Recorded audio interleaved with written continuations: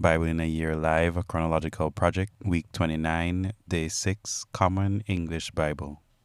Jehoahaz rules. The people of the land took Jehoahaz, Josiah's son, and made him the next king in Jerusalem. Jehoahaz was 23 years old when he became king, and he ruled for 3 months in Jerusalem. The king of Egypt removed him from office in Jerusalem. The Egyptian king imposed a fine on the land totaling 100 kikars of silver and 1 kikar of gold. Then the king of Egypt made Jehoahaz's brother Eliakim king of Judah and Jerusalem, and changed his name to Jehoiakim. Necho took his brother Jehoahaz prisoner and carried him off to Egypt. Jehoahaz rules Judah.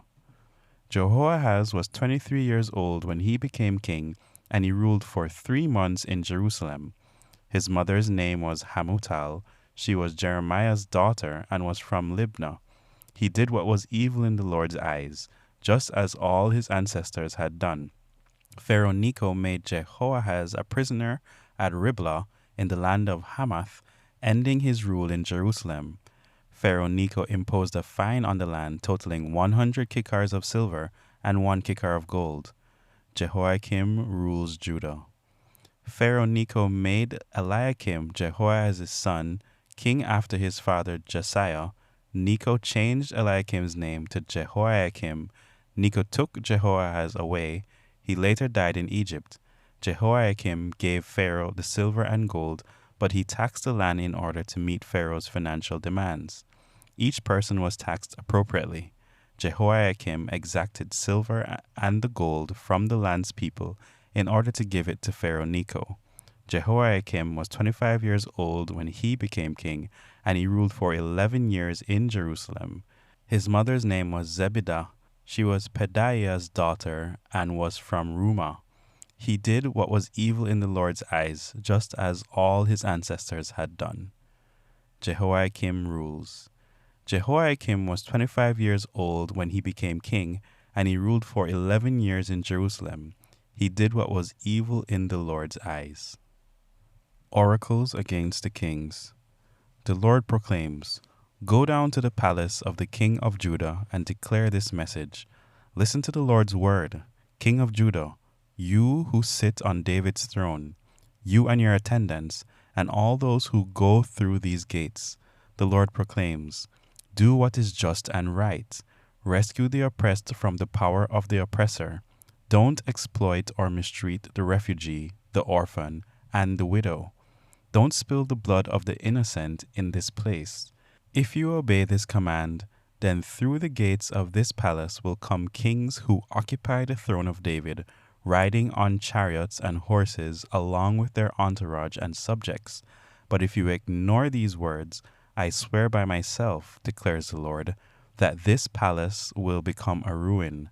The Lord proclaims concerning the palace of the king of Judah, "Though you are like Gilead to me, like the summit of Lebanon, I will turn you into a desert, uninhabited cities. I will summon destroyers against you, who will use their weapons to cut down your finest cedars and hurl them into the fire.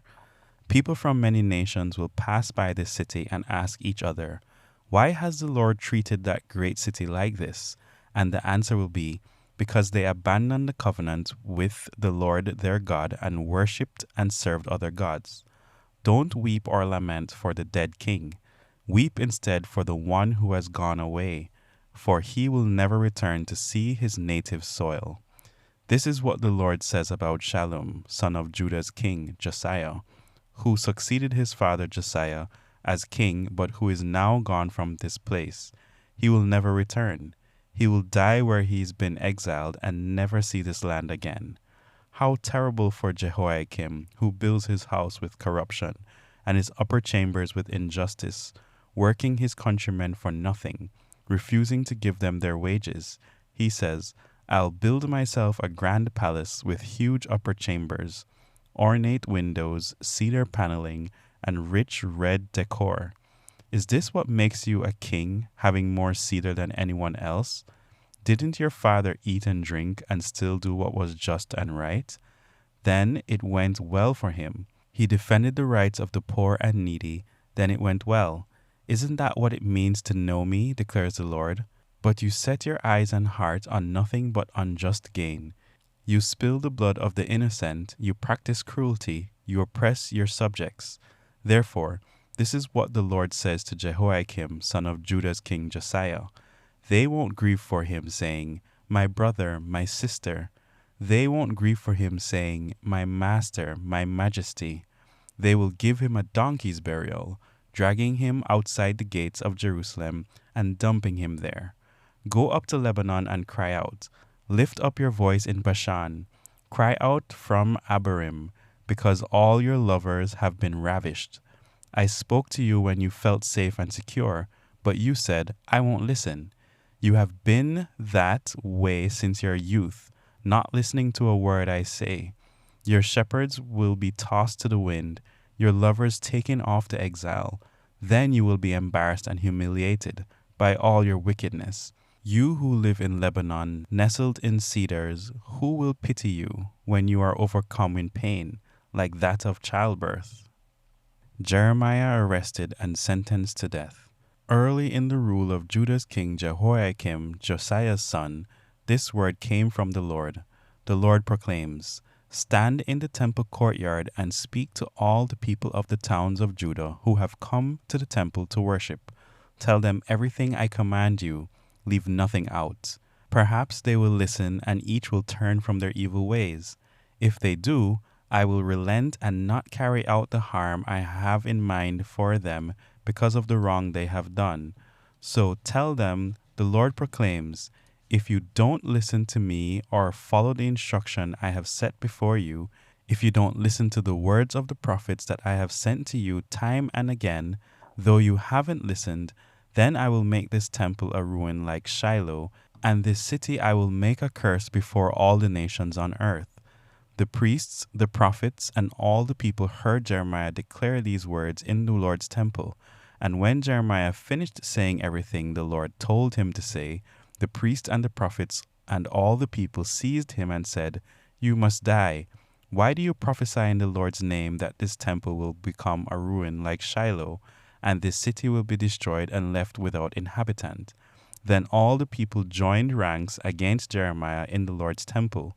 When the officials of Judah heard these things, they went up from the royal palace to the Lord's temple and took their places at the entrance of the new gate of the Lord's temple. The priests and the prophets said to the officials and all the people, This man deserves to die for prophesying against this city, as you have all heard firsthand. Jeremiah said to all the officials and to all the people, The Lord sent me to prophesy to this temple and this city everything you have heard. So now transform your ways and actions. Obey the Lord your God, and the Lord may relent and not carry out the harm that he's pronounced against you. But me, I'm in your hands. Do whatever you would like to me. Only know for certain that if you sentence me to death, you and the people of the city will be guilty of killing an innocent man. The Lord has in fact sent me to speak everything I have said to you. Then the officials and all the people said to the priests and the prophets, This man doesn't deserve to die, for he has spoken to us in the name of the Lord our God. A few of the community elders got up and addressed the whole crowd. Micah of Moresheth, who prophesied during the rule of Judah's Hezekiah, said to all the people of Judah, The Lord of heavenly forces proclaims, Zion will be plowed down like a field, Jerusalem will become piles of rubble, and the temple mount will become an overgrown mound. Did King Hezekiah or anyone else in Judah execute him? Didn't he instead fear the Lord and plead for his mercy? Then the Lord relented of the harm that he had pronounced against them. We are about to commit a huge mistake that will cost us our lives. There was another man who prophesied in the Lord's name, Uriah, Shemaiah's son, from Kiriath Jearim. He prophesied the same things that Jeremiah did about this city and against this land. When King Jehoiakim and all his warriors and officials heard his words, the king sought to kill him. Uriah heard of this and fled in fear to Egypt. But King Jehoiakim dispatched Elnathan, Akbor's son, and others to Egypt. They brought Uriah back from Egypt to the king who had him killed, and his body was thrown into the common burial ground. But Ahikam, Shaphan's son, protected Jeremiah and wouldn't let the people execute him. In Jehoiakim's days, King Nebuchadnezzar of Babylon attacked. Jehoiakim had submitted to him for 3 years, but then Jehoiakim changed his mind and rebelled against him. The Lord sent Chaldean, Aramean, Moabite, and Ammonite raiding parties against Jehoiakim, sending them against Judah in order to destroy it. This was in agreement with the word that the Lord had spoken through his servants, the prophets. Indeed, this happened to Judah because the Lord commanded them to be removed from his presence on account of all the sins that Manasseh had committed, and because of the innocent blood that he had spilled. Manasseh had filled Jerusalem with innocent blood, and the Lord didn't want to forgive that. A summary of Jeremiah's message. Jeremiah received the Lord's word concerning all the people of Judah in the 4th year of Judah's king Jehoiakim, Josiah's son. This was the 1st year of Babylon's king Nebuchadnezzar. The prophet Jeremiah addressed all the people of Judah and all those living in Jerusalem from the 13th year of Judah's king Josiah, Ammon's son, to this very day, 23 years. The Lord's word has come to me. I have delivered it to you repeatedly, although you wouldn't listen. In fact, the Lord has tirelessly sent you all his servants, the prophets, but you wouldn't listen or pay attention. They said, "Each one of you turn from your evil ways and deeds and live in the fertile land that the Lord gave you and your ancestors for all time. Don't follow or worship other gods, and don't anger me by what you make with your hands. Then I won't bring disaster upon you." But you wouldn't listen to me, making me angry by what you do and bringing disaster upon yourselves, declares the Lord. Therefore, this is what the Lord of heavenly forces says. Because you haven't listened to my words, I am going to muster all the tribes of the north and my servant King Nebuchadnezzar of Babylon, declares the Lord, and I will bring them against this country and its residents as well as against all the surrounding nations. I will completely destroy them, and I will make them an object of horror, shock, and ruins for all time. I will silence the sounds of joy and laughter, and the voices of the bride and the bridegroom. Yes, I will silence the millstones and snuff out the lamplight. This whole country will be reduced to wasteland, and these nations will serve the king of Babylon for 70 years. When the 70 years are over, I will punish the king of Babylon and his nation for their wrongdoing, declares the Lord. I will reduce the land of the Babylonians to a wasteland for all time. I will unleash upon that land everything I decreed, all that is written in this scroll, which Jeremiah prophesied against all the nations. Yes, many great nations and powerful kings will enslave them, and I will pay them back in full for what they have done and made with their hands.